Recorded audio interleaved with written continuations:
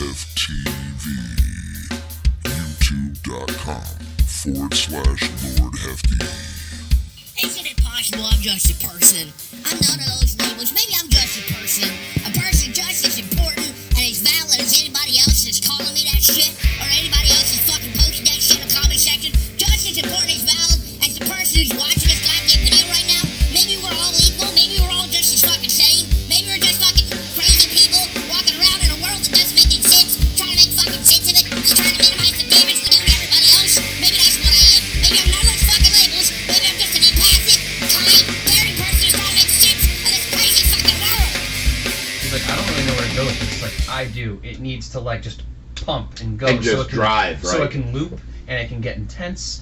And then I came up with these two little stingers for when you die and when you win. And the win one was kind of shitty and cheesy, but the die one was like ominous. Like super, like, here you go, you're dead. Well, guys, I guess with that, we'll start this out. What's up, YouTube? Welcome to the HefTV podcast. Actually, I'm super excited for tonight's one. I have a special guest tonight that I've been like dying to have on here for like a long time. He's a super, super, super fucking talented guy. He's a super creative artist. He's a hell of a nice guy. It's my buddy Sam. Sam, thank you so much for coming tonight, bro. We really appreciate it. And Sam was just not only regaling me with actually pretty cool stories, but Sam wrote a piece of custom music for the channel, which I'm really, really excited to debut. And we will do so as soon as we are ready. But Sam, man, like, again, super excited you're here, man. Thank you so much, bro. Yeah, it's an interesting change of pace to format, sitting on the couch, drinking and talking about stuff with a microphone. Well, and here's something funny. It's like when the whole thing was when we started doing the podcast, and like I know you and I had spoken about doing podcasts before I even started doing the podcasts, but it was a lot of like I knew it was going to be super easy. I knew all I was going to have to do was just plant down a microphone and just record it while we did what we have been doing for years now. I think now a couple years, 3 years, 3 or 4, I would say. Might even be closer to 4 or 5, something like that. It's definitely it's a few jobs ago. Yeah. No. Well, I first met you at the Jolly Station. Did I unplug something? No, I was just making sure I didn't kick it. Oh no, you're fine. You're fine. Met you at the Jolly Station, and it was quite by happenstance. We were both wearing Fright Rag shirts at the time. I wouldn't say happenstance. I pretty much exclusively have a fair enough. giant Me black too. pile of T-shirts. Yeah, absolutely. But no, it was and Sam was a buddy of mine. Brandon was working there as well, and we had gone in there one night. And I had recognized you were wearing the Escape from LA shirt, or the Escape from New York shirt. Yeah, that sounds right. I couldn't remember myself. And it was one of the two, and I was like, holy crap, I recognized it right away. And I was like, oh my god, like, we live in an interesting town. It's a very small horror community. Sam is probably my number one horror guy that I can talk to about anything horror related, which is super cool because you don't really find a whole lot. Krista's super cool too. Yeah. You know, I know a guy named Evan, and then all the people listed so far, and then like my mom. Yeah, That's yeah. it. There's not a whole lot. That's all there's there not a is. whole lot of us. It's like it's a big town, but we're scarce. Yes, but one of the things that I always liked, and then that I will say about the way it is the horror community is very like friendly. They're very friendly people. And I almost got off on a tangent there. So let me bring us back to the night where I actually met Sam. So I recognized his shirt. I think I was wearing like the G.I. Jason shirt or something like that. And Sam and I had gotten talking about Friday the 13th. And in particular, Jason masks. And there was this one back in the day. It was like the site to go to. For it was. I mean, there were a few. There was a handful, but if you're looking at the old horror boards in sort of a partitioned off kind of way, you have, everyone knows Night Owl, and that was a big broad spectrum one. But then you'd have Night Owl. I remember Night Owl. Yeah. It's still there every too, time we no, is it really? Pretty sure. A lot of those boards are still up. You remember what was it? DK Effects or DKNY Effects or something like that? That was old school too. Yeah, he. God, I'm struggling for some of the details of some of it now. It's been so long, the internet's changed so much. Oh yeah.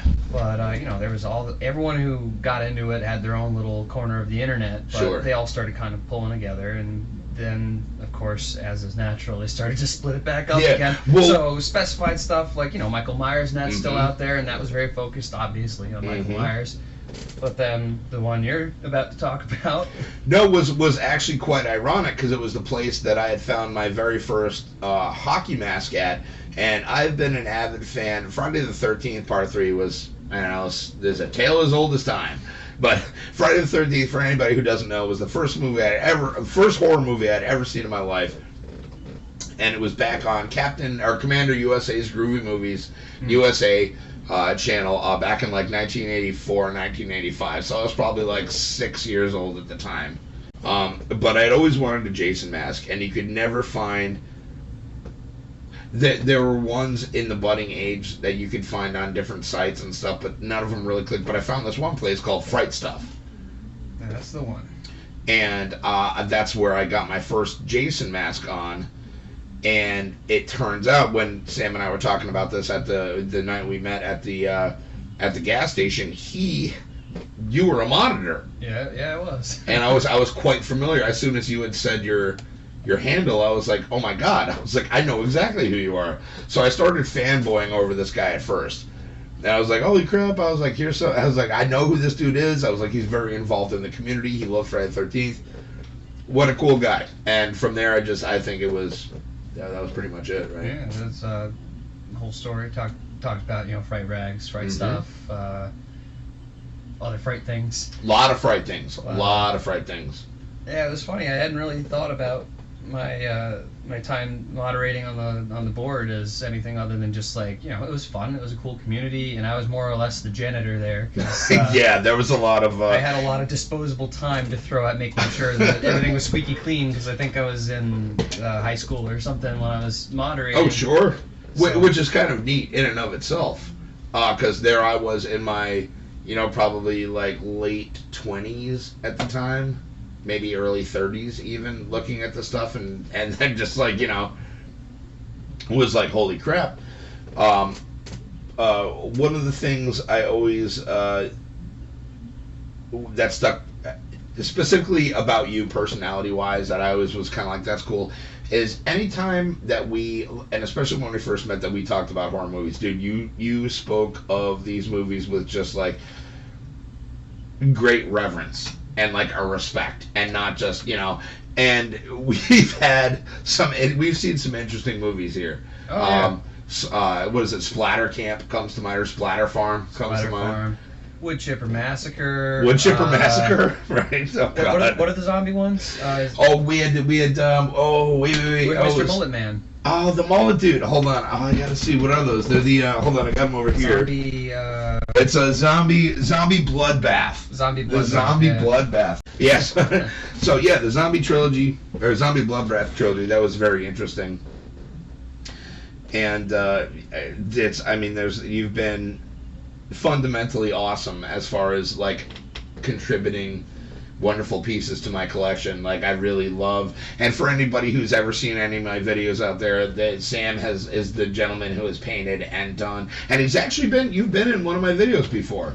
And it was when we were fixing up the Part 6 mask. Right. And it was the whiskey and Jason masks with Sam, I believe. Something that sounds exactly right. It's probably why I didn't. I think I had the same haircut that night too.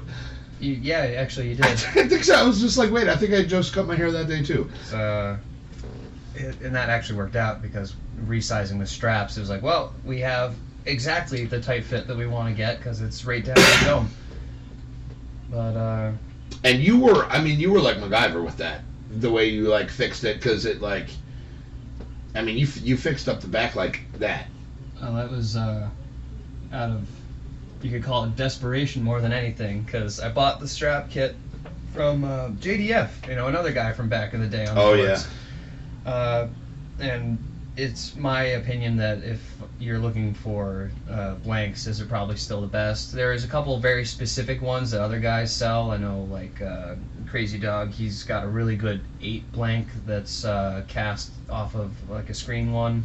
Is that the clear one you showed me? Yeah, that's the clear one. Okay. That's threatening to be made. Yeah, that is threatening to be made. There's multiple guys out there with copies from one of the Screen Use 7s now, and those are very distinctive. It's hard to do that by hand. I did mine more old school that way, I guess. Like I took one that wasn't all lumpy and made it lumpy. And I'll tell you guys, for anybody that lives in upstate New York, if you've ever been to Double M Haunted Hayride, Sam is Jason there. Sam is like the Jason there. And the best part is he does all his own costume shit. But even more so, I have never had a time when you've come over and there has not been at least a hockey mask in your bag, which I love. And the Part 7, which I'm looking at now, I'm going to show the microphone because nobody can see it. Yeah, the microphone can see it. This is amazing. It's absolutely beautiful.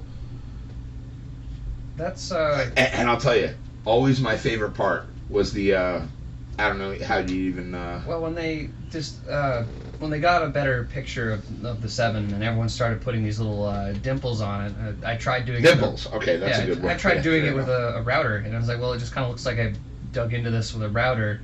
Well, after I had painted it, I was like, I'm not really super happy with that. So then I blowtorched the paint, so the little tiny bubbles raised up too. So now the texture's really diffused out. And guys, I will definitely be posting pictures of Sam's work up on the channel. I'll do that in a separate video, but you guys really got to see what this guy is. I have a Part 3 mask. That is my favorite hockey mask I own. Sam did it. It's amazing. Again, I really wish you guys could see it. I'll take pictures of it and put it on the channel. But the crackling on this, now you said you did with an X-Acto knife and then traced it in pencil? I sat down, I looked at screen grabs that I think Oz got off Blu-ray for Part 3. Okay. And I tried my best to do it as it appeared and then kind of freestyled it from there because it's really cramping work. If you've ever filled a page with lots and lots of letters and numbers in the smallest handwriting imaginable, it's kind of like that. It's amazing, you guys. It's absolutely, and that's the one when I have people over. I have the 4 and the 6 there, but the 3 is the one they're always like, ooh, and that's the one they grab, and I'm like, yeah, it's kind of dope. Anybody in the know, which again is a very small amount of people that we know, that sees the 6 is like, and I'll tell you, the bullet wound on the 6 is spot on. I see screen caps, and I'm like, yeah. I mean, I watched the friggin' movie. I'm like, dude, that is gnarly.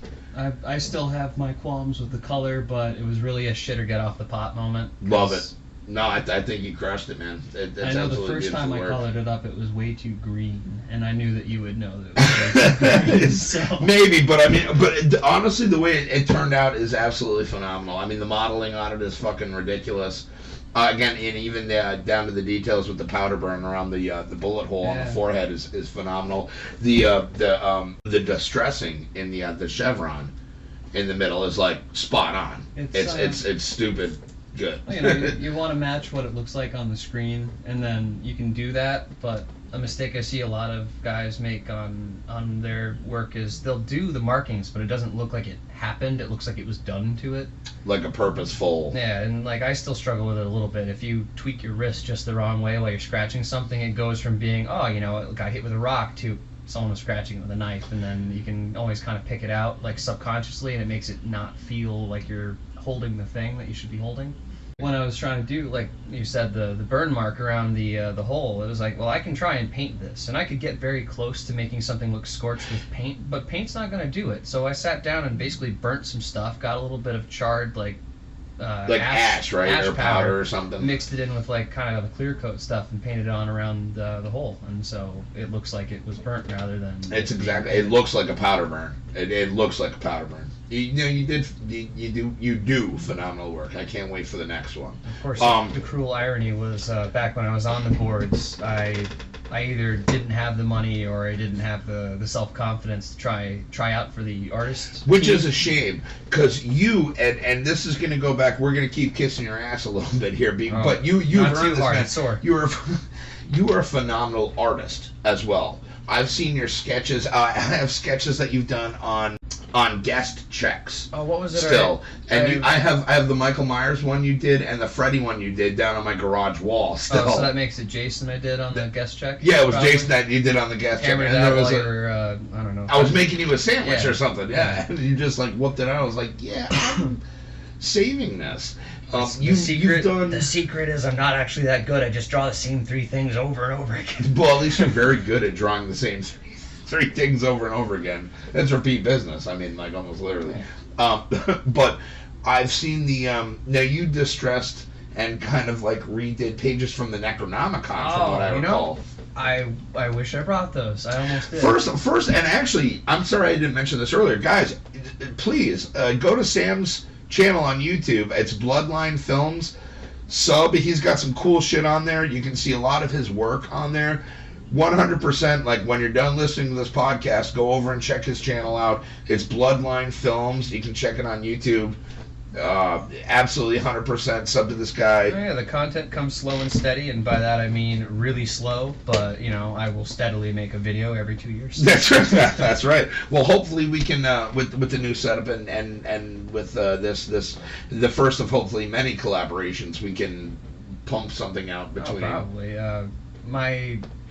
My goal for this year is to do a Michael Myers oriented short film when it's fall.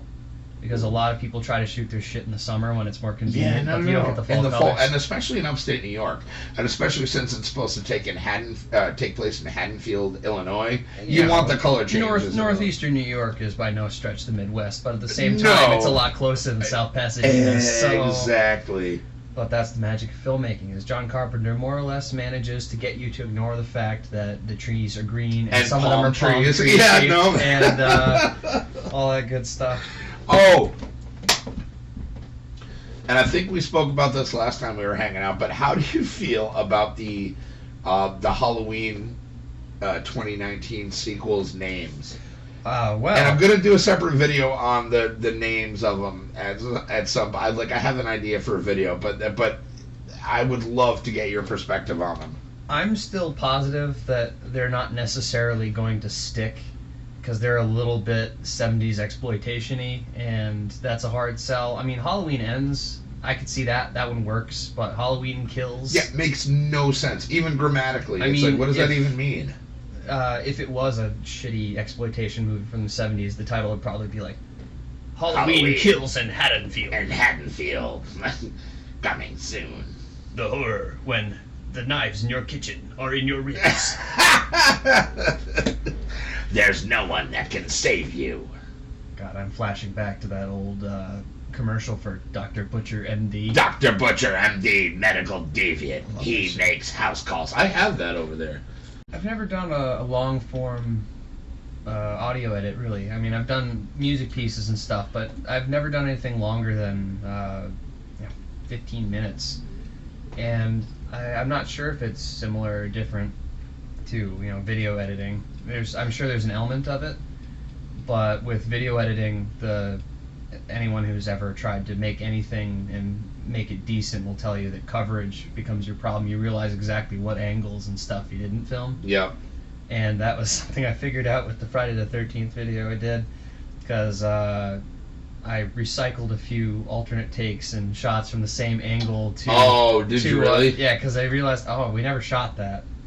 And really, I mean, realistically, just 2 shots of the victim himself would have been, maybe it would have made it more cinematic, but I guess as of right now, you could get away with making it almost, well, not really. It's not really a VR experience. If the entire thing was shot from the perspective of the victim, that would be one thing, but it's got all these angles from up in the rafters. Now, was this the one that was in the barn and everything? Yeah. That was awesome. You checked a lot of boxes on that one. The goal was just to catch that early series vibe where, you weren't necessarily doing hero shots of Jason like you were in part 6. No, it was more the man in the shadows at that point. He was a little more elusive and a little more like, hey, what What's this guy? Like, I think you catch a glimpse when Jason kicks the door in. And then there's one from above where you don't see him straight on, but I think the first moment where you really properly see the hockey mask, it was a shot done between two slats in the side of the boards of the barn. Oh, yes. Yes, It kind of comes in and it racks focus a little bit. It's a neat shot. No, it is a very neat shot. I gotta give credit to the lady friend because she was the camera operator for the entire endeavor. She was? Yeah. That's wow. She likes to say that I almost killed her with the machete for the last shot. Yeah, as much as I was pulling my punches with the blade, I guess I came a little closer than she thought I was going to. But in my uber shitty Halloween fan film that I made, where I fundamentally misunderstood Michael Myers, the stabs I did, you could tell were really bad and weak. So I don't know. It was not terrible. The moments that worked, and the moments that didn't very much did not. And then anyone that was watching expecting to see someone who really fully understood why Halloween works is not going to find that, because at the time I didn't really fully understand why Halloween works. That would be something that would come along with my worship of John Carpenter when I started putting those pieces in place, because the guy does a lot with a little. And I think I made the mistake a lot of filmmakers made making Halloween movies, where you don't really want to show him that much, or in certain lightings you don't really want to see his eyes, you don't want to humanize him or anything. Sure. They say it in every interview, he's the shape of a human being, and they say that, and it's kind of an abstract, but it's literal too, because they talk about the mask all the time. Oh, it's the plain white distorted features of a man's face. Cool, okay, everyone can grasp that. But even the jumpsuit, it's like it's super plain. It's person shaped. Yeah. But it's a little bit baggy and lumpy, and it's not like a form fitting thing. And that was something they didn't really have a choice because Tyler Mane's gigantic. But when Rob Zombie did his Halloween, it's like, all right, so it looks like a massive dude in like a dirty suit. But if it was like really baggy, which it kind of was in the second one that he did, because they didn't bother to tailor it for him. I like to pretend that the Rob Zombie ones just kind of. If you look at them as their own thing and not Halloween, they still don't. They're not great, but they're terrible Halloween movies, but they're very good Rob Zombie movies, and they're okay as slasher horror. I was a big question I have was, how do these like dirtbag pieces of shit have this nice ass house? I'm guessing it was before the housing bubble burst. He goes to great lengths to kind of make it look like it could be the 70s, but I think there's a cell phone later in the movie. Yeah, exactly. And it's like maybe, you can't. I don't know. But that was just the thing. I was like, well, so you got the dude whose legs don't work. You got the stripper mom. You got this like super dysfunctional family. Like how do they have this nice house? And it's a big house. I mean, they show it. I mean, it's not a nice size house. It's funny. It's bigger than the original Myers house. Which is super funny because it's not exactly an affluent neighborhood, but I would not put them on the wrong side of the tracks. You know what I mean? The whole thing was an exercise in explain the monster or have sympathy for the monster. It doesn't work for Michael Myers really. No. But the way I rationalized it to myself a long time ago, and I don't think I can take 100% credit for this idea, because I think I saw it somewhere, I read it somewhere. It feels like if people sat down and tried to do one of those A&E documentaries on the making of a murderer, and they couldn't quite explain Michael Myers. Oh my God, stop. That's what they would do? They couldn't explain him, right? So it's like, well, maybe he came from a shitty household and all this stuff, and it's like, all right, well, he's white trash, whatever. We can't figure him out. In the meantime, the newest movie loops back to just like, I don't know. He's fucking quiet and all this stuff. He doesn't really seem to care about anything. And I know we have conflicting, and I apologize for cutting you off. We have pretty conflicting views on the new Halloween movie, the newest, the Halloween. Yeah, it's 2019.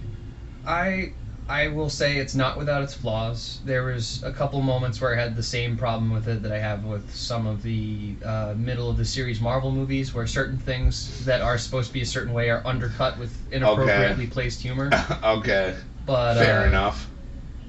If you skip over that a little bit, you look at some of the very blatant fan service stuff. Like the gas station scene happens at. The bathroom is pretty nearly identical to the one from H2O, if I remember right, and the outside looks very much like the one from Halloween 4. stuff like that. They went out of their way for little tiny things. People go, oh, that's that thing, that's that thing. But under all that, what they did was that I think really sold me on it was they got Michael Myers. They got him. They understand. He's the shape. He's got to be the shape. He's not Michael Myers. There's no reason. There's no logic in there necessarily. He might be processing things. Maybe he's not. Maybe he's like a great white shark. He's just doing what he does out there in the world, killing or something. That's true. I wish they drove that point home just a little bit harder, and that's my biggest criticism of the movie. Okay. Is you've got this doctor who, again, it seems like everyone that comes across him who's in the field of mental whatever science study is fascinated with this thing because he can't figure out what this thing is. It's not really a man. It's whatever evil, if you want to call it that. Or a driving force. Yeah, something. Sure. Or lightly elemental even, but. Mm-hmm. You can't get into that's basically what John Carpenter's been saying. It's I was going to say, I was like, a force of nature or like a little bit of a supernatural edge. Lightly elemental works. I like that very much. Everyone's trying to figure out what makes him tick, and it's like maybe nothing makes him tick. And Laurie's whole thing in the movie is being so sure that he's obsessed with her is going to break back out and come for her eventually. And there was an earlier draft, or even an earlier version of the movie, where she's the one who breaks him out, I think. Really? Because her obsession took her to the point where she couldn't handle it, and she was so sure that he was going to break out that she tried to kill him by breaking him out and failed, and that's why he's out in the world. Was not aware of this. Wow. It probably would have played better. I don't think they had the stones to do it because it made her that would have. Yeah. Well, I also think that people going into that already were just kind of like super apprehensive. Oh yeah. There was a lot of hype around the movie. And deservedly so, because they did a couple bold things. Like, we're going to ignore Halloween 2. People fucking love Halloween 2, but they want. I love Halloween 2. But the big reason was, again, what I was kind of edging towards is 2 introduces the brother-sister angle, which is deeply ingrained in culture to the point where people are like, oh, it's Michael Myers' sister. Mm-hmm. They're not siblings anymore, so he just kind of arbitrarily picked her one day to kill, and she thought that she meant more to him than that, and she just didn't. He would have spent the entire movie just killing everybody else, and he never would have found his way to her house. And I'll tell you, I think that is something that I overlook probably about 100% of the time, is that they just ignore Halloween 2, and that she isn't. And that's his sister. But that's one of my favorite creative choices. While it kind of diminishes treating him like this big deal serial killer, I mean, it's still pretty intense. If you imagine that being a real life story. Oh, there was this guy. He was a kid, stabs the shit out of his sister one night. They lock him up, and then 15 years later, breaks out of an asylum, kills 3, 4, 5 more people, something one night, and then I guess they catch him again. If you want to go with the 2018 thing, that's still nuts. For him to then 40 years later break out again, like that dude's going to be he's notorious. Old at that point, you know. I'm pretty sure he can collect Social Security. He could. That's. I'm pretty sure that's where he was going. That's why he broke out. He was like, he's confused. He thought he was at the welfare office. Dude, tale as old as time. Just seen it everywhere. There's like.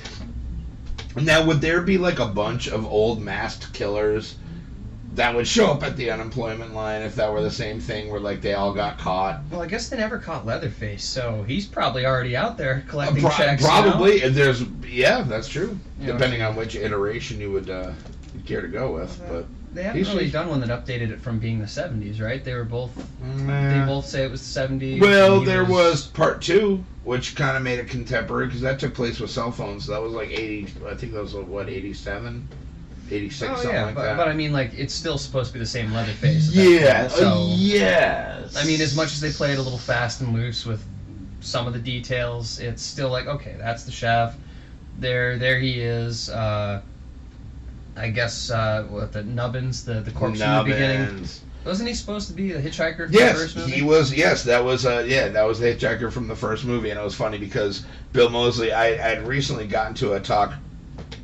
Me and Sweet Lou, Eric, the manager there, we get in a horror movie, like who would go again? We'd pit horror movie people against horror movie people, and I went to him the other day. I was like, we really don't talk a lot about Leatherface. And he was like, dude, he's like, I have 2 scenarios. He was like, I would love to see, I was like, who would you like to see fight? And he was like, I would like to see Leatherface versus, Otis Baby and Captain Spaulding from the Devil's Rejects. And I'm like, well, that's like 3 on 1. He's like, no. He's like, you just have the whole Sawyer family involved. So it'd be like family on family. Oh. And I'm like, that's pretty cool. But then I called him out on a logistical error, which was like, well, hold on. I was like, because Bill Moseley played Chop Top in part 2. So wouldn't there be like a conflict of interest there? Would he play both roles? I would love to see that. That'd be great, because, he'd... what's the big line he does in... Lick my plate, you dog dick! I imagine him saying that to Otis, and I That'd forget what Otis's big line was. I couldn't even tell you. It was run, rabbit, run. Yeah. I know that was one of them.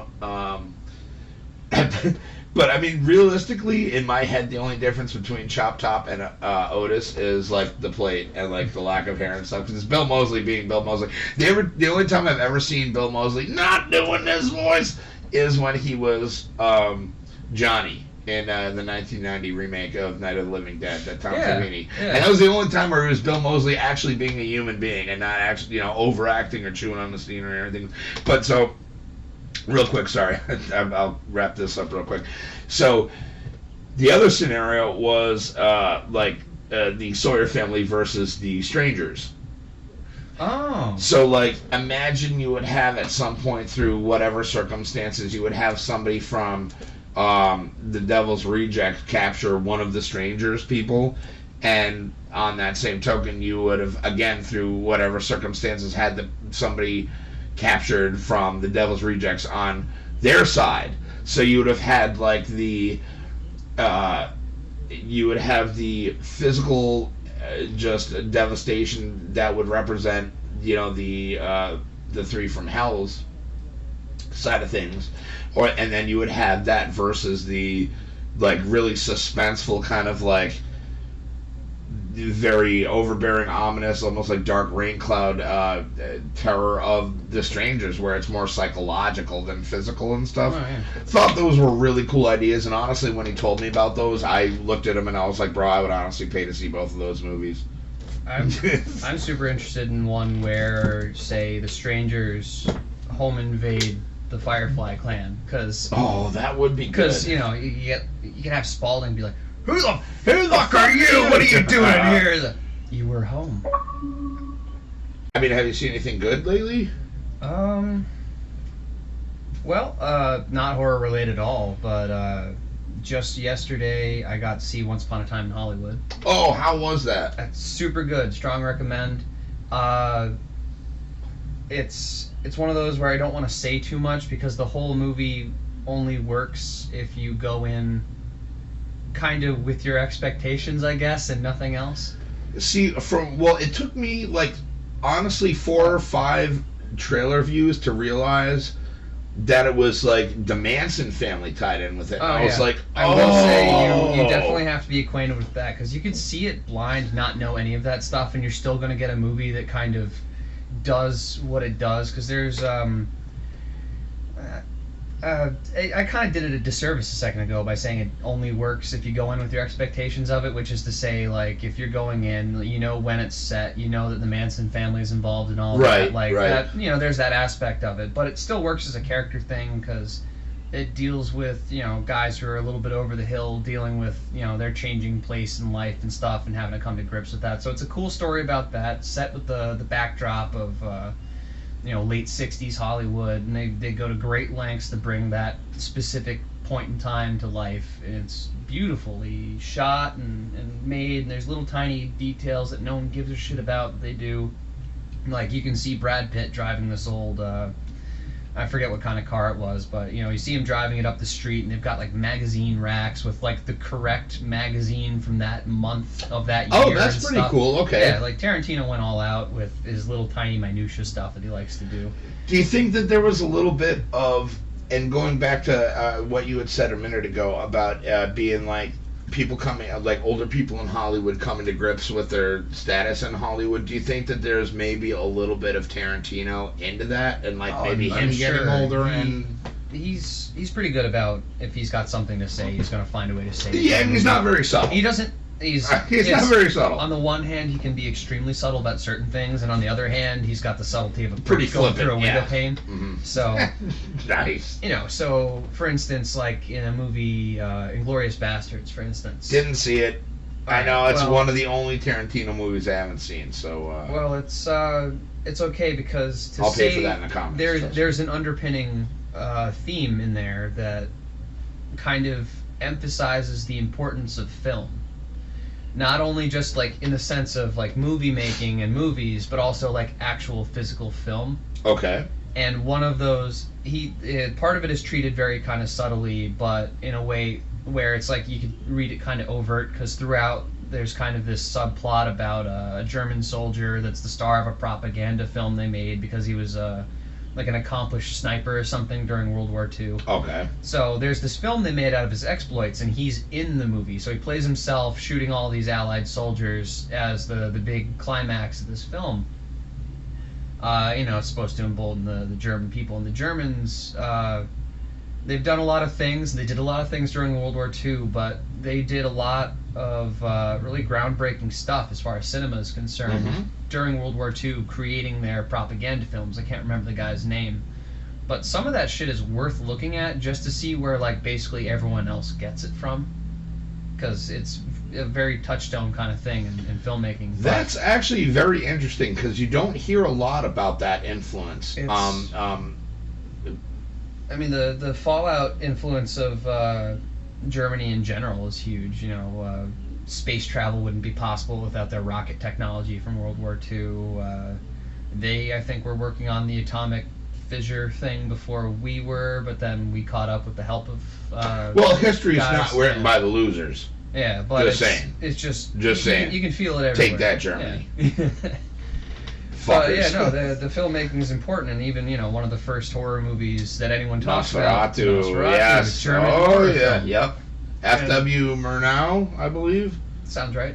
Max Schreck, which was great. Max Schreck in. No. Was he in the remake? No, Max the Schreck remake. was Max Schreck was the guy in the original, or if you listen to the movie Shadow of the Vampire, where it's Willem Dafoe playing Max Schreck. Yes. Oh, I love Not actually Willem Max Schreck, Dafoe. a vampire. He's a vampire. But, yeah, that was a real. And I've only seen that movie like two times, and it's been like decades since I've seen it. But I just remember that being a really awesome movie. It's fantastic. It's knocked down, well done. The recreations of the parts of Nosferatu that they did were really well done. It's kind of it lives in the same kind of place as watching something like The Disaster Artist, where they went to great lengths and pains to duplicate that experience. I really wanted to see that, and I didn't really know who he was. Oh, well. And I didn't know Tommy Wiseau. You don't have to know who he is to see the movie. They kind of take like a really weird, eccentric guy and spin a good story of sort of hope but it's and dreams based in out of truth, though. Oh yeah, it's based in reality. The star of the film that wasn't Tommy, Greg Sestero, wrote a book about all that, and they based it on his book. But they streamlined it a little bit and made it a little bit more Hollywood. This guy chases his dream, makes his movie, and then they condense the period of years where he wanted his serious film to be taken seriously into, it's supposed to be funny. It was funny the whole time. No one knows anything. Like, they condense that into the course of just the initial screening. It's like, look, they're out there, they're enjoying your movie, they're having a good time, and then he embraces it right away. And it's like, it's fine. It's a fine artistic liberty, and it's, not historically accurate, but moves the movie along for. But jeez. All this to say that to deconstruct our tangent here. Walk it back from The Disaster Artist back. No, I need wrangling every now. Shadow of the Vampire, where Willem Dafoe plays Max Schreck, the guy who plays. I love the air quotes on that for anybody who couldn't see it. What do they call him? Count Orlok, because they didn't have the rights to Dracula. Yes, it was Orlok. Yeah. I like that he has all the titles when they remade it with Werner Herzog was the director, which I can't remember the guy's name that always works with him, but both of those guys are fucking madmen. Klaus Kinski. Nice. Seamless. I totally remembered that the first time. That was amazing. Definitely didn't look it up. No. There was no editing tricks involved. None. That is the magic of television. Oh, wait, we're not on TV? Oh, fuck. No. That's weird. It's fine. It's for the best that we're... So Klaus Kinski. Klaus Kinski played the vampire in the remake, but I think at some point I was making about the importance of German filmmaking, but also that walks back into talking about Inglourious Basterds. Where Tarantino. Wow, man, you're good at this game. Tarantino, he was definitely saying something about the importance of film, and he's one of those guys, he shoots on film, and he insists on some theaters projecting his stuff on film stock. And the only thing about Once Upon a Time in Hollywood that I think would have been improved was if I saw it on a film stock print, because they do a gag, and I don't want to say too much because it's fucking great when they do it, but they do a gag similar to something from Forrest Gump, and if that little extra bit of grain from the projection was there, it would have been completely seamless and probably wouldn't have spotted it. Oh yeah. Ah. So it really does speak to the importance of what he was saying, but he had some other metaphorical things in there and little things. So he's subtle where he wants to be, but other times he's like, this is going to be a machine gun thing, and then blood is going to jet out of places like it's being like spit.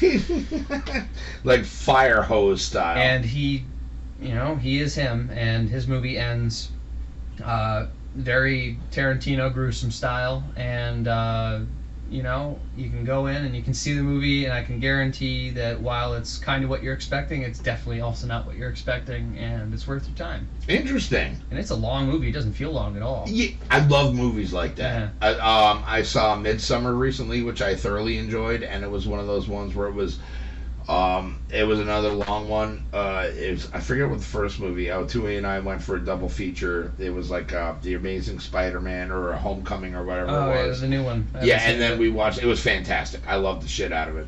And then right after that, we saw Midsummer, which took about an hour and a half of me and Tui talking about it to figure out that we very much enjoyed it. Oh, here, hold on, buddy. I got you.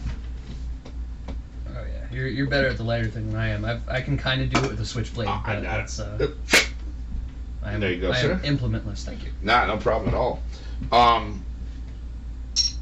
But I love movies like that go by really quick, that are kind of long. Like they're shit. It wasn't until I looked it up the other day, because there was a guy that was in the movie. I didn't remember he was in the movie Schindler's List. Okay. Not to keep harping on Germany and Nazis and stuff, guys. I was wondering about that. I'm like, we're not exactly a family-friendly show, but.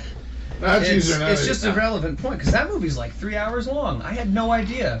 Schindler's List? Yeah. Oh, it's a phenomenal movie. It's a great movie. It's long as shit, though. It's sad. I had no idea. Oh, super sad. Super sad. I'm not ashamed to admit that I bawled like a little bitch at the end of that movie. Yeah, me too. And you know what really got me was the girl in the red coat.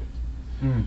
You know what I mean? Where like you see her and she's running around. The next time you see her, she's in a fucking meat sled, basically. And it was.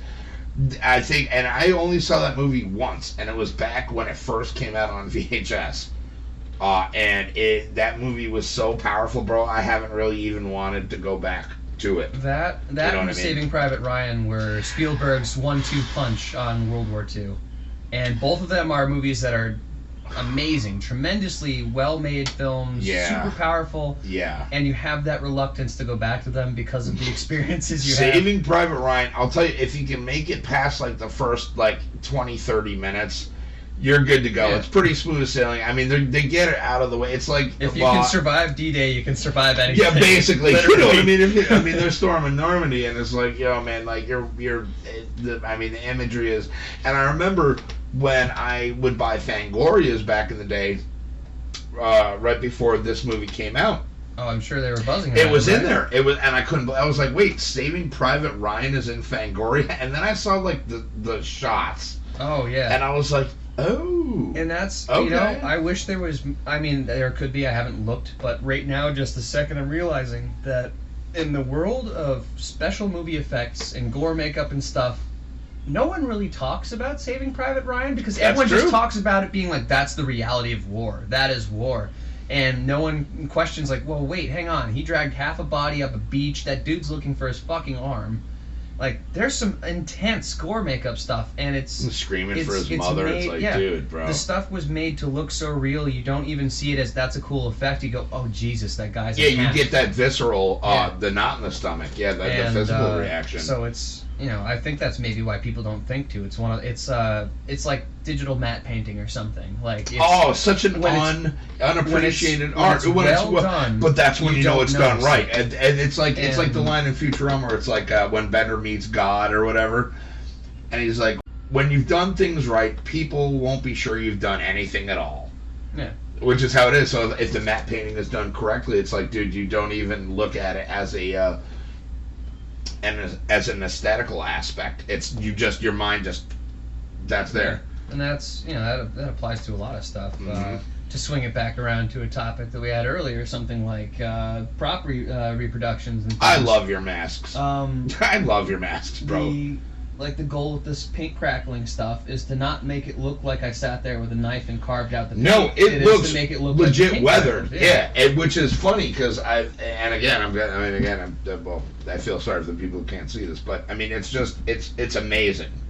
I mean, to steal a line from Jurassic Park, I stood on the shoulders of geniuses with that one because I forget if it was Crash or there was like 3 guys that were really pushing the game forward, like super duper innovators in that world.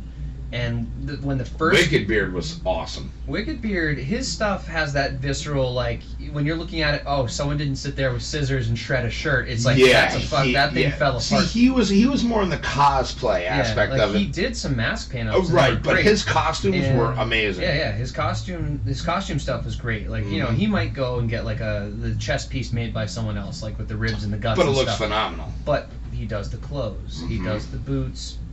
He'll make little pieces to stitch the whole thing together, and he'll do mask paint-ups and stuff. And his whole philosophy on it was, I want it to look nasty, I want it to look dirty, I want it to look real.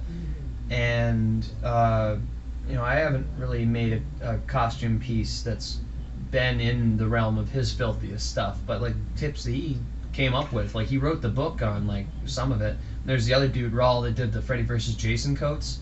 Oh yeah. Yeah, between the 2 of those guys, and then Crazy Dog came out with the remake coats. But remake coats were pretty nice. Between those 3 guys, learned workings on these things was you get into the little fine details that you're not going to notice them looking at it, but when they're there, it tricks your brain into thinking that it's real. So like subtle pit stains, where it would be worn out just from being worn around. Is this supposed to look like it was cut? Is this supposed to look like it shredded or rotted? Those are all 3 different looks. You gotta kind of accommodate that. You can't just go through and slash and stab it because then it won't look right. There's little tiny subtle things, and I really admire the guys that sit down and do that. And I really didn't have a full appreciation for that level of workmanship on something until I tried to do that. How come you haven't written your chapter in that book yet? You speak of like Oz and Wicked Beard. Well, just in again, dude, you are, and I tell your mother this every time I fucking see her, dude. And I swear to God, she's the awesomest lady. Mrs. P, you're super awesome. But you are so talented, and you have a very stylistic and very focused vision. And when you see like when I'm thumbing through your fucking book or whatever, bro, I'm just like, it's amazing. And the first thing that, and I've definitely brought this up to you several times, is what in the fuck were you doing at a gas station? Why are you not like doing something in the industry? You're extremely talented. Why haven't you written your chapter in a? I mean, do you think there's like a lack in interest in stuff like this, or? Well, it's kind of, there's a couple folds to that, I guess. Like we were saying earlier, we live in a town where we're one of like 5 people. Yeah, that's true. Yes, and we know all 5 of the people. Yeah, and then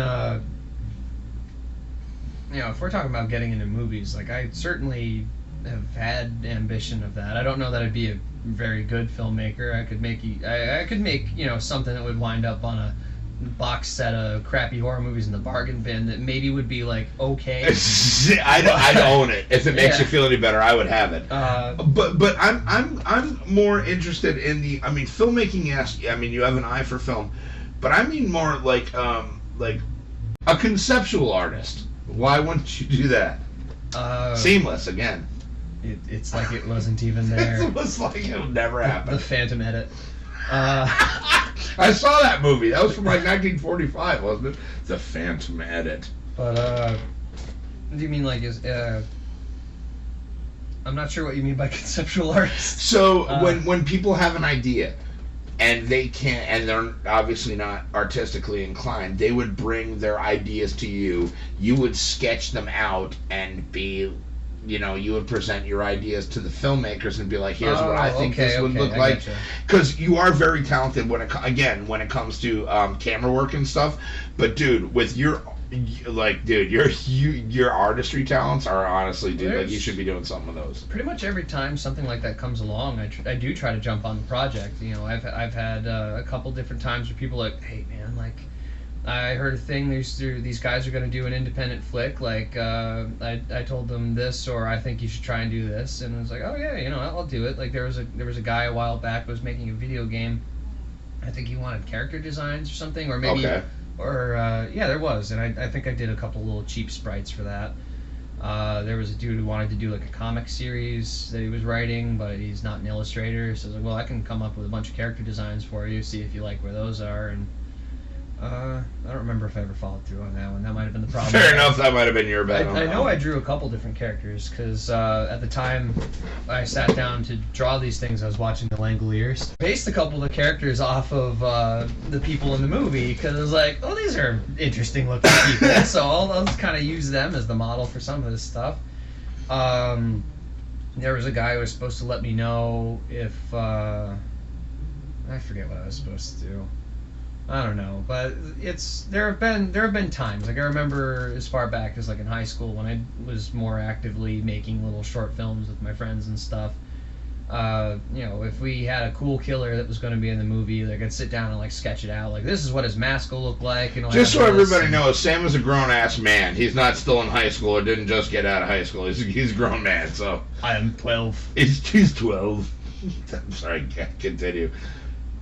I know it's I try to use some of these skills, and sometimes it works out, sometimes it doesn't. And you have no formal art training whatsoever, correct? Outside of normal doodling, whatever art classes in school count for, like the. And you went to Shen, right? Yeah. All right, just, so normal public school art class is about it.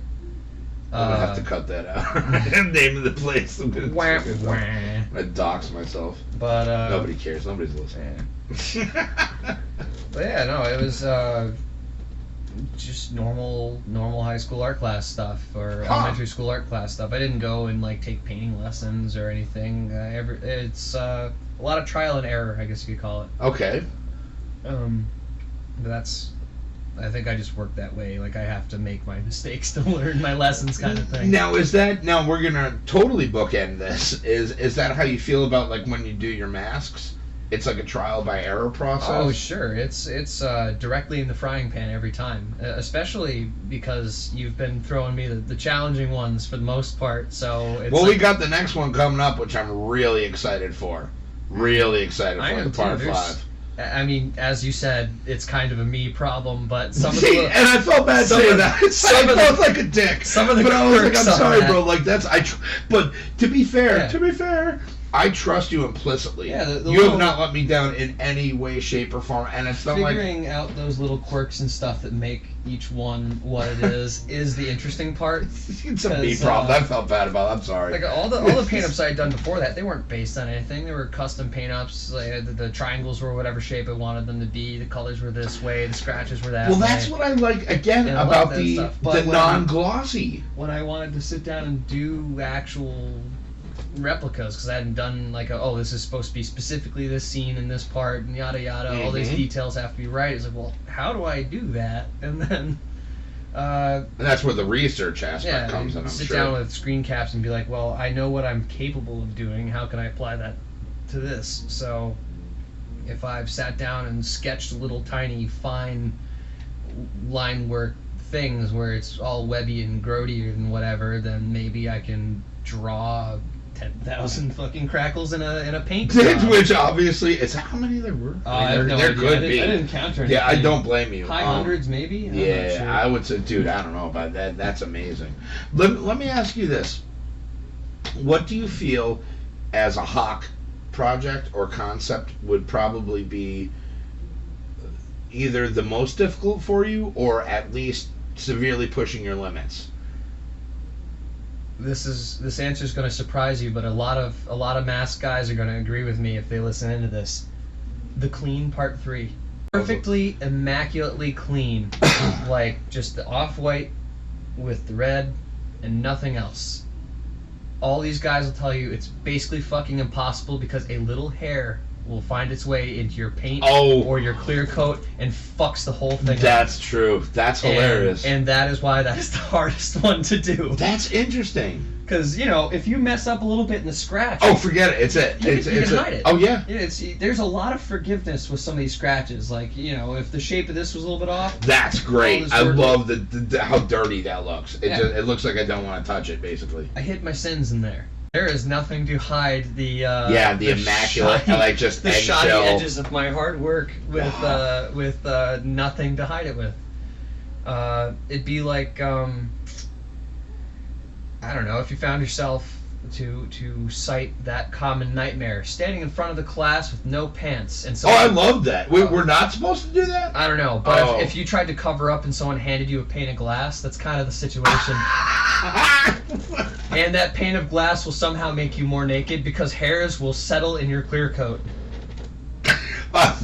I'm sorry, that is probably that's one of the best analogies I've ever heard in my life. I love that. Because, I want the full collection. Jason Goes to Hell cover. Oh, the cover. Yeah, the chrome one. I think someone finally is doing blanks that have the shape because I wasn't sure how I was going to tackle it. See, I was worried less about the shape and more about how you would how I'd chrome it out. Yeah. Well, there's it's a little bit pricey, but there is. Oh, I don't care. Like, I'm gonna get this shit made.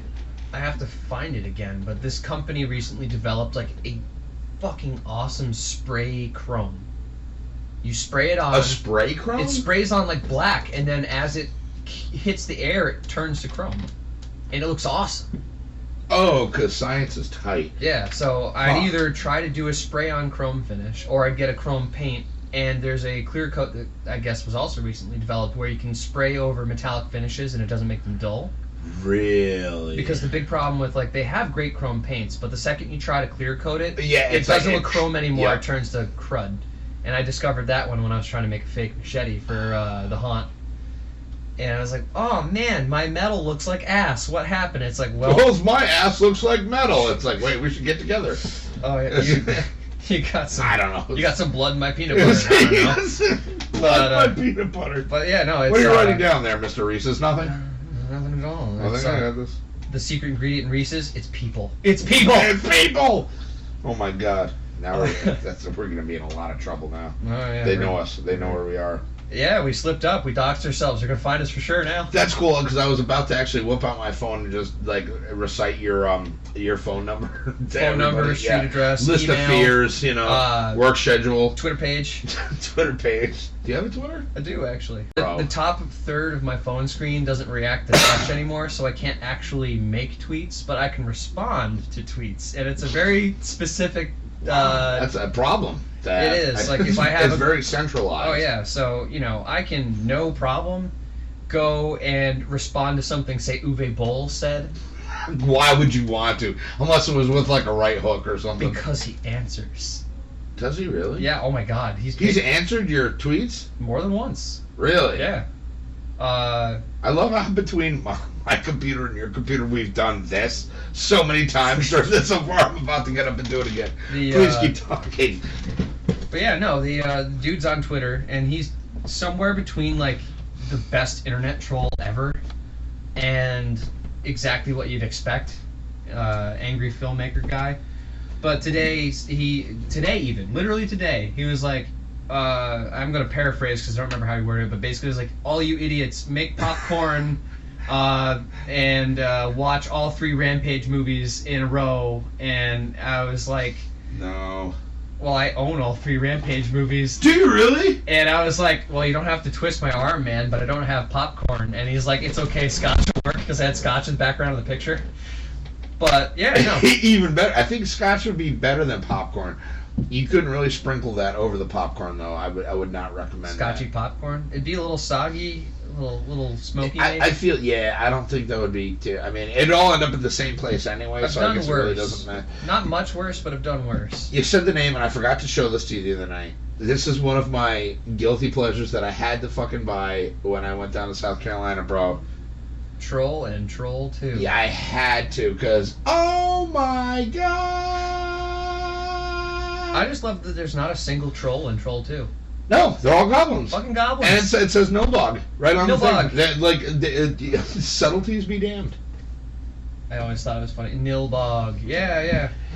That was on my name tag at the gas station. Was it really? Yeah, it was because I realized they wanted us to have name tags. They didn't necessarily care what was on it unless we fucked up, and they did like that. That's fair. Yeah, that's fair. So for a while there, I was masquerading as Skeletor von Nilbog.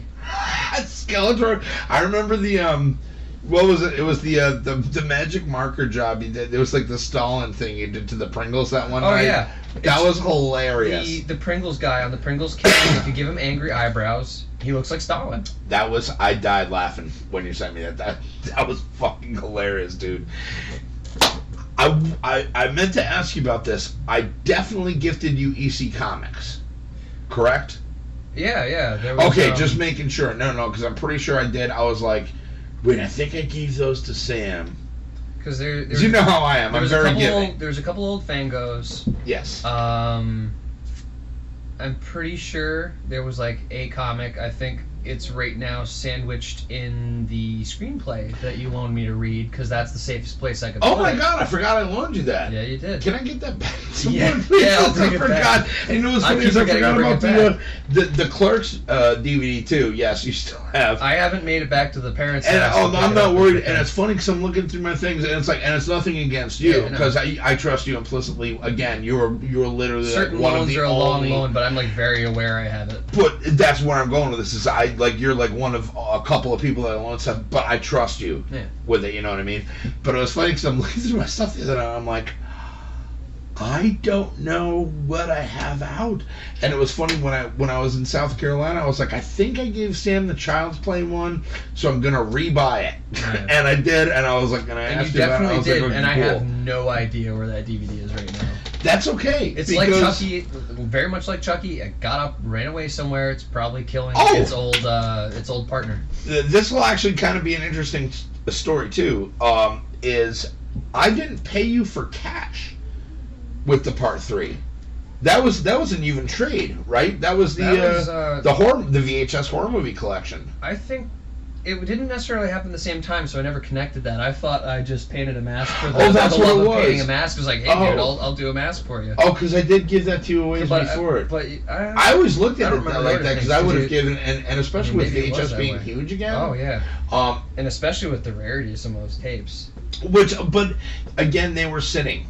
And just had been for, 15 years and was not doing any good. And again, to be excited to meet somebody that is so into horror, it was not only a breath of fresh air, but it was just like, oh, somebody can actually do something with these. And then that came up, and I was like, solid. I'm like, cool. And then I always feel a little bad because you've got all the cool stuff to loan out, and it's like, I don't have any movies you don't have. Dude, no. But I did. And I still am waiting to hear back from them because I have a customer service issue. But I did give you my Shudder login. That's almost the same thing. That's fair. No, that's absolutely fair. And I do have that somewhere. But what I was going to do too is I was thinking of, because I haven't done like an actual video for my channel in a week or two. And what I was thinking is, and I saw Pizzowell do it recently, which is shitty because he did his the same day I had the idea for mine. There it is. Was to do a collection showing. And so I'm going to be doing that soon. But that's an easy one. That could be a video of some length too. Well, that's what I'm saying. Yeah. So I gotta. If you were just focusing purely on the movie collection, it would take a while. But you could also go into. Well, see, that's what I want to eventually get to And, everything because I got a lot of cool stuff. It's just I don't have the space for it, so I'm like a hoarder. I just got all this cool shit and not enough real estate for it. I mean, there's a little bit over there, but you know. Oh, look, I did. I bored my Xbox to sleep. It's going to sleep now. Bye, Xbox. Xbox just like fuck it. Yeah, it's like, dude, listen, it's like, can I have some of that booze? No, all right, fuck it. Do I still have 2 tracks that I need to do so I can use this one and make it say stuff? I'm gonna do a robot thing. Okay. This is gonna be. It's a little bit more echoey probably than I want it to be, but we can make Xbox say whatever we want Xbox to say. Okay. Xbox is bored of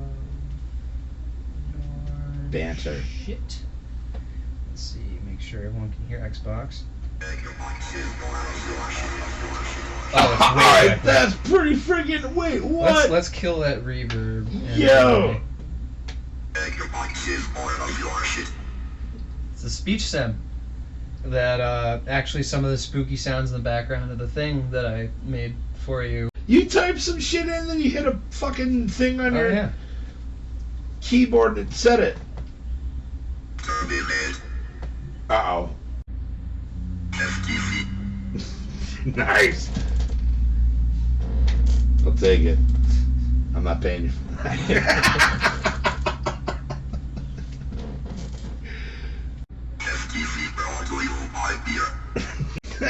Beer brand beer. When you need beer, drink it. You need beer, drink it.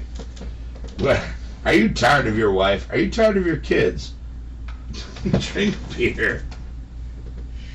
That's amazing, and I can't wait to. I'm really excited to hear the mix down of that. Oh, when I can finally get a. It's definitely a little flabby in the mid range right now. Well, so am I. So, what are you gonna do? Well, I'm gonna make it. I'm gonna make it lift. And then I'm not gonna do the same. Yeah, but, At my age, I'll be lucky if it lifts by itself. and it'll be. I don't know. That's awesome. I'm. Thank you so much. I'm excited for that. I'm excited for the one you write for the October portion of everything. Yeah. Which again, I would schedules according. I would love to have you heavily involved in Oh, sure. in October. You know, October. I'd have, it'll be a little wiggly with time because I'm definitely still planning on trying to do my gig at the Haunt. Sure. And then there'll And be- again, guys, if you guys want to fucking go check Sam out in all his glory, and I mean that, you're a tall guy. I know people that are listening to this can't see this, but you're a very tall gentleman. I'm not sure how tall exactly. I haven't been measured in a I while. don't either, but you're taller than me, and I'm 5'10", so that makes me feel like a midget.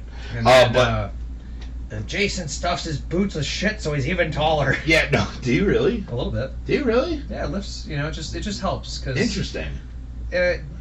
Working a haunted thing, especially as a character everyone knows, is interesting because you can go in with exactly the right proportions, and people will be like, "Oh, Just Jason, too small. he's too right? small, he's There too it skinny, is. he's not tall enough. Jason, you need a sandwich." And it's like, fuck you, dude. But then at the same time, it's like, fuck you, dude. I have the power of costuming on my side. Have you ever thought to bring like a bagged lunch with you, and whenever you hear the eat a sandwich, you bust a sandwich out of it and start eating I try it? not to break the character. Yeah, no, it's basically as close as I can come to being the character from the screen naturally without killing the customers. Right. Because that's bad for business. As much as you probably would like to. Sometimes, yeah. my God. But, I can only see that being like palpable to retail, but like probably worse because you not only have a weapon in your hand, but you are a masked individual. So I can just imagine somebody just pissing you off so much. You're just like, oh, you know what? I can't kick you out of the store, but I can fucking kill you. not to, No ideas, not folks, to- please. With all the, I mean, the shootings we've had, I don't want to go into that. Yeah. That's fucking horrible. I mean, certainly there was a time kind of as described when I was working retail, but at the same time, in the whole character acting thing, doing movie monsters, usually you can get a good flinch out of someone. Oh, sure. Especially when they think they're all that, and then if you make it look really good, like you are going to swing this thing and it will bisect them, they do kind of do that thing, and they can't help it, and then it's like, I win, and I walk And then you away. punk them out in front of their friends, and it's great. They all get to laugh about how it's just a guy in a costume. You were scared, and it's yeah, like, for now, so was Art. Art was just a guy in clown makeup. Are you excited for Terrifier 2? oh my god, Terrifier 2. I need me a Terrifier 3 through 5 also. I loved the first one. Loved the first, and I had seen All Hallows Eve, so I was familiar with Art the Clown, which is funny because Terrifier was the last, I believe it was the last in the, because All Hallows Eve was a anthology movie in the vein of like Creepshow and everything, but it was interestingly done. But the last one was called Terrifier, and it featured Art the Clown. And then they made the movie, and I was like, oh, I've seen this before. And then I was like, I watched the movie, and I was like, oh, dude, this is like a love letter to 80s movies. Like, it hits a lot of the same boxes, especially from a gore aspect. Oh, like, I loved it. That, like, Hatchet does. But takes it a little less tongue-in-cheek and gives you just like, all right, so if we were painting Victor Crowley as the next big horror icon, and he kind of is in a way. Kind of is. I love Art Victor the Crowley. Clown could absolutely scoot right up that ladder. He's got a huge following. Art the Clown has a huge following. And it really, really speaks to the dude's performance. I can't remember his name. He's like a mime. He was like some skinny, and he's an ugly dude. I mean, I'm no walk in the park, but he is not an attractive gentleman. Yeah, but it just every little thing, like the body language, the posture, some of the weird, like childlike, and stuff. innocent stuff, but also the bit in the diner where he's just death staring when they're taking pictures. Yeah. He's just got that horrible, like almost like a sneer, stank face kind of thing, and just like the 1,000-mile stare. Mm-hmm. It's like, wow, I don't know. I can feel him seething, and then he absolutely delivers on that 1,000%. Then he vivisects the chick from the fucking vag down to the face. Like, that's one. And it was funny when we were watching that too. He's like, and it's funny too. He's like, he's gonna have trouble when he hits her head with that fucking axe on. Sure enough, I was like, dude, I was almost worried how he knew that. I was like, you want some ice cream, buddy? Some questions are better left unasked. You know, which is why I haven't bought it back. I haven't bought it back up. The one last thing I will bring up is, did you see how did you feel about the It? I'm sorry, I always say that the It. How did you feel about Stephen King's It movie that came out in 2017? Oh, that was cool. It's interesting because on the one hand you look at that clown and you go, he's fucking horrifying. Why would anyone be lured in? But at the same time, there's a little kind of, and my thoughts on this were confirmed recently when I saw a video that I can't remember the name of the company. The one that it's Tom Woodruff Jr. and Alec Gillis have together, and Emil something Dynamics. I don't know.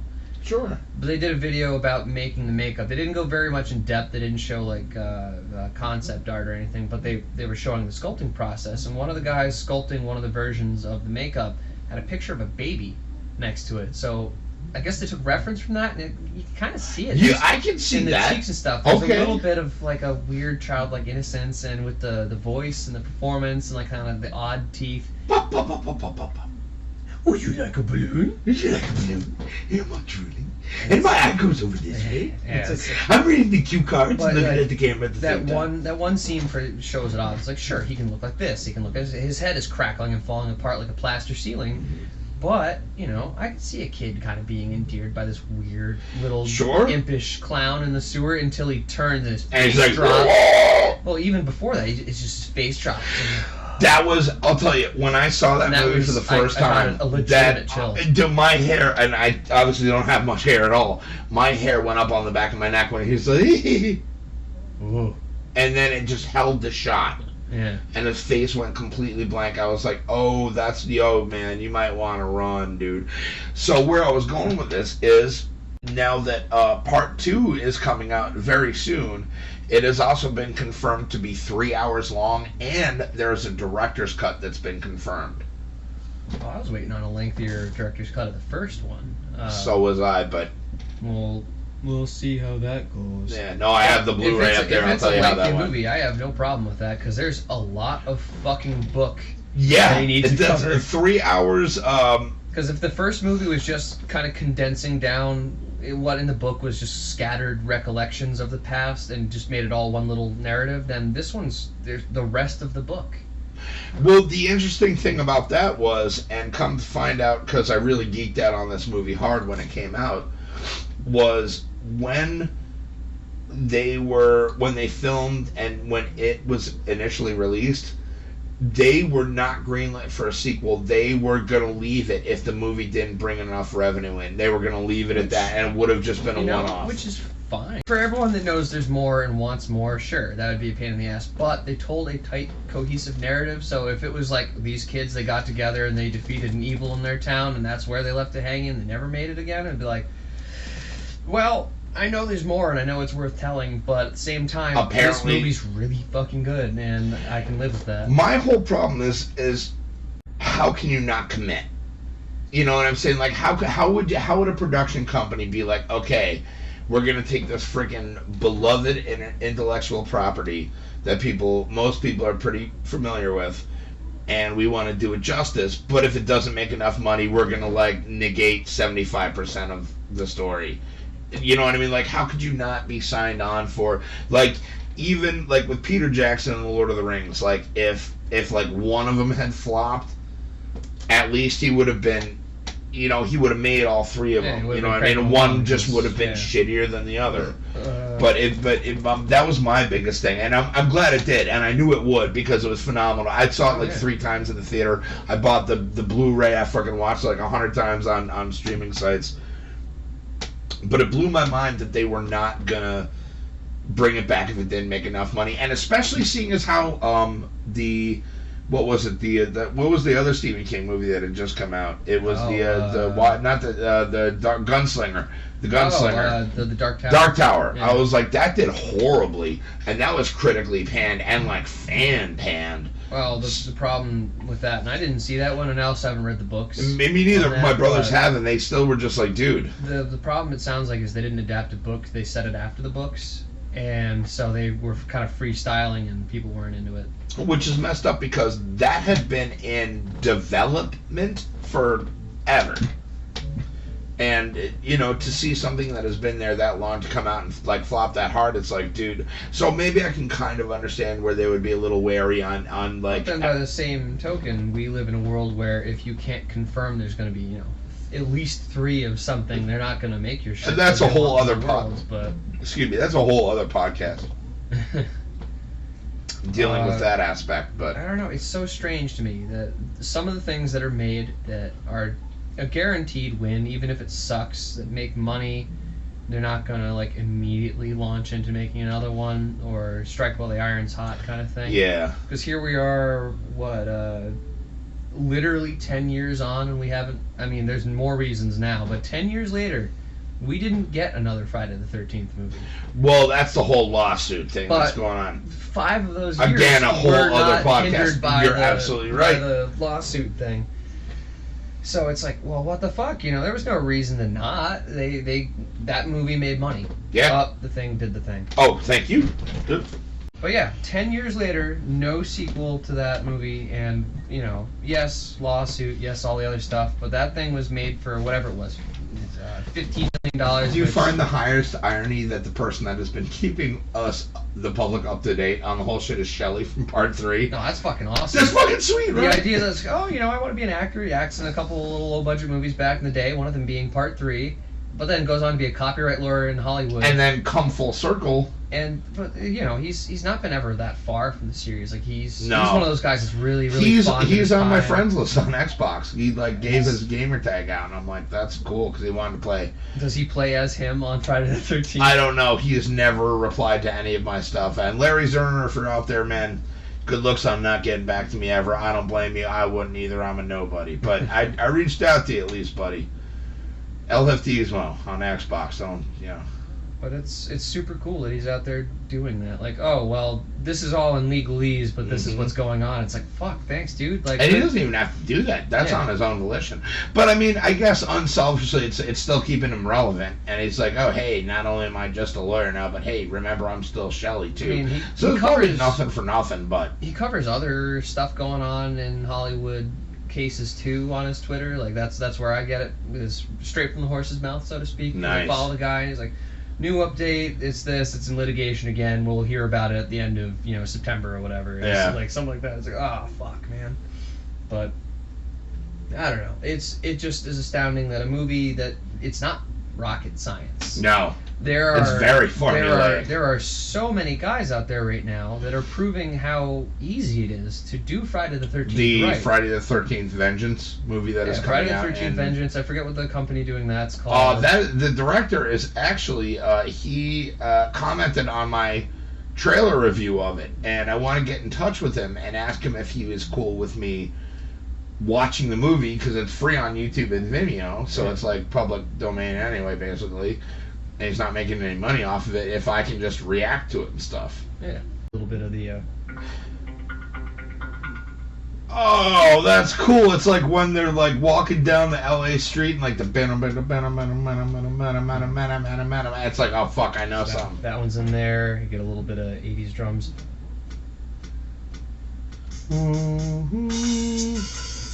Didn't get into those. Organ. Yeah, what else organ sounds like. A little bit of that too. The choir. A little higher choir. Nice. That one's in there. These three are all devoted to this guy. A little bit of classic synths. Nice. Oh, that's like John Harrison style. Oh, this is percussion. That's where that assault on Precinct 13 symbol. Oh, well, not only that, but I was thinking like Day of the Dead too. A little bit, yeah. And then this guy. This is one of my favorites. It's hard to work into stuff though, because it's basically like the metal guitar of synths. But you can only play like one note at a time. Oh, that's dope. Yeah, that one's cool. I like Fuck, man. All right. I ironically did not work my favorite synth into that one. There's always time. There is time. It can be added. Is there anything else you want to say wrapping this up tonight, sir? I mean, are we leaving in my 5 minutes of retarded keyboard stuff? No. I'll take out a few of it probably, but I like. What were we talking about before? I believe it was the end of how do you feel about the director's commentary and the thing on It Part 2. I don't remember where I was. I thought I was going to remember where I was, and I completely forgot. You're very musically talented, apparently. Oh yeah, I just pulled that one out. You of my like ass. fart chorded. Yeah, there's definitely not a phantom edit in here somewhere between where we No! were making coherent points. Not. No, making coherent points and then immediately can't remember what we were saying. Awesome. No, but oh, it was the Friday the 13th thing. We didn't get one in like 10 years. Oh yeah, with the lawsuit and everything. Yeah, the lawsuit's Shelley, the lawsuit's one thing, and but they had all this time. The movie was only made for whatever, somewhere between $9 and $15 million. Made back like $90 million. It made its money. The fact that they didn't immediately do a second one. I know Shannon and Swift wrote another script. Yes, or at least they did. But it never came out. They never released it, but they wrote it. It was ready to go. Michael Bay and his boys, all they had to do was throw more money at it. Instead, they did A Nightmare on Elm Street, and that one didn't. I mean, that one still made money, but it wasn't as good. Oh man, and I'll tell you, I feel bad for Jackie Earle Haley because he played his fucking heart out trying to make Freddy something of his own. He's a great actor. Freddy was the wrong choice. I don't know who I put in that role that wasn't him though, because it's like. If Robert Englund is out of the question, which he was for the remake, then who do you put in Freddy's shoes? And I thought he was inspired casting choice, Jackie Earle Haley. He has a very distinct voice. Yeah. Very distinct voice. But it's almost the same as, like, if you're not going to put Hodder as Jason, like, who the fuck are you going to use? And it's like, oh, then they gave us Derek Mears. Yeah. And arguably one of the best Jasons in the series. I believe first it was Ken Kersinger for Freddy versus Jason. And but they Derek Mears. he almost really wasn't playing Jason at a certain level. He was playing Frankenstein. Well, yeah, that's true, but he was also the guy in Part 8. Yeah, he was one of the... Which is pretty cool. He was the bar guy. Yeah, no, he was in the movie. He was the guy, through the bar, and yeah, stuff. Yep. But he actually also, I think, has a single scene as Jason in that movie because they didn't want Hodder really? to do a stunt. That's was what I not remember aware of somewhere. that. Although, no, I don't think I was aware of that. That's actually pretty cool. But Kane Hodder, I think he's managed to play almost all of the big iconic horror guys in a movie because, you know, he's been Jason. Mm-hmm. He was stunt coordinator on Leatherface, Texas Chainsaw 3, and I think he does stunts for Leatherface in a scene. Which he does, yep. Freddy's arm and Jason Goes to Hell, so he played Freddy. I don't think he's done anything officially as Michael Myers. He did a short with Adam Green one time, but... Yeah, what was it called? It was like the driving lessons one, I think, where they try to explain how it is Michael Myers can drive a car, and they have him in the mask and everything getting driving lessons. Wait, really? Yeah, it's one of his Halloween shorts, I think. All right, I'll have to look that up. That's pretty one of the things I look forward to every year is Adam Green's Halloween short. And last year's was super meta and basically brings his entire Is it on YouTube? Oh yeah, they're all on YouTube. All right. On the Aeroscope Pictures page. Adam Green, you're getting free plugs, man. Woo, you're welcome. Can I hang out with you and D. Snyder, man? Wait, me too. Wait, fuck that. Lump me into this shit. Like, wait a minute. I'm the host. Hold on. I want in on this. Gonna bring Hefty too. It's just, yeah, I guess if we have to. Sam, thank you so much for coming by tonight, man. Again, Bloodline Films on YouTube. Check his shit out. He's a phenomenal guy. You can find him on Facebook. I'm not going to dox you on there, but you can find him on Facebook. Thank you. And it's fun. I can't wait for the next one. Yeah. But with that, guys, go out there and do good things because nobody else is going to. If everybody did one good thing for somebody else each day, this world would not be such a bad place. Thank you guys so much for listening, and we will see you next time on HefTV. HefTV. Oh, does the robot voice still have? I don't know. Let's see. Robot voice. Come on, robot voice. It's a goddamn robot. Yeah. Love it. We're ending it on that.